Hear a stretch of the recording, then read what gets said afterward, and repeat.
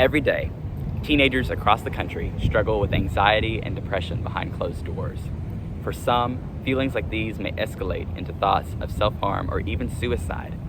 An alarming statistic in the 2023 Youth Risk Behavior Survey provided by the CDC highlights that 1 in 4 female high school students and 1 in 10 male high school students seriously considered attempting suicide in 2023.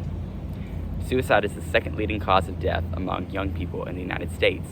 With so many teenagers battling mental health challenges, it is critical that schools take action and provide resources to help students who are struggling with their mental health. However, many schools in Arkansas and across the United States lack appropriate health and wellness needs for their students. A survey from Forward Arkansas suggests that only 45% of Arkansans feel that public schools are meeting student mental health needs. In the 2019 to 2020 school year, the recommended ratio of counselors to students was 1 to 250, whereas the national average was 1 to 368, and the Arkansas average was 1 to 424, a 174 student difference from the recommended ratio. Similarly, the recommended ratio of school psychologists to students was 1 to 500, while the national average was 1 to 1,211, and the Arkansas average was 1 to 5,068. Now, ideally, the best way to fix this problem would be to simply hire more counselors, but many rural schools lack basic funding and struggle to provide simple school supplies for their students.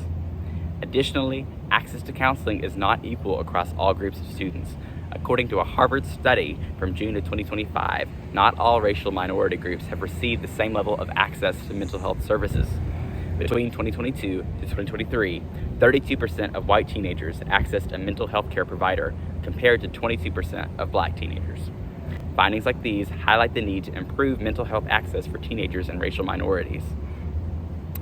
Other minority groups, like students who identify as LGBTQ+, face unique challenges and circumstances. According to the Trevor Project, LGBT students are reportedly 4 times more likely to attempt suicide than their peers. 1.8 million LGBT students between the ages of 13 to 24 seriously consider suicide in the U.S. every single year, and at least one identifying teenager attempts suicide every 45 seconds. With modern mental health statistics like these in mind, how can schools advocate for student mental health? For starters, schools can prioritize funding toward hiring licensed school counselors and psychologists who are specialized in directing students to the right place if they ever feel anxious or need social and emotional support. With a growing need for mental health advocacy and support in schools across America, some states have already made significant steps towards prioritizing student well-being. In a 2020 TED Talk hosted at Salem, Oregon, college freshman Haley Hardcastle recounts leading the charge to pass House Bill 2191 in the Oregon State House of Representatives. This bill allowed Oregon students to take mental health days off from school, promoting the idea that a person should take care of their mental well-being. With the bill being passed in 2019, parents of Oregon students can call the school for their child to take a mental health day off. If a student takes too many health days, a referral can be sent to the school's counselor for a check-in with the student. This bill prioritizes students' mental health and gives students the option to take a break if ever they need one. But while some may argue that schools can best support students by hiring more licensed counselors or instituting mental health days, others suggest that focusing attention and funding on counseling programs can shift important resources away from other academic or extracurricular activities that schools have to offer. Students rely on these activities as they depend on them for additional academic and social growth outside of the classroom. Schools directing their attention elsewhere can harm students who participate in sports, theater, music clubs, etc. The topic of student mental health should matter to teachers in Arkansas.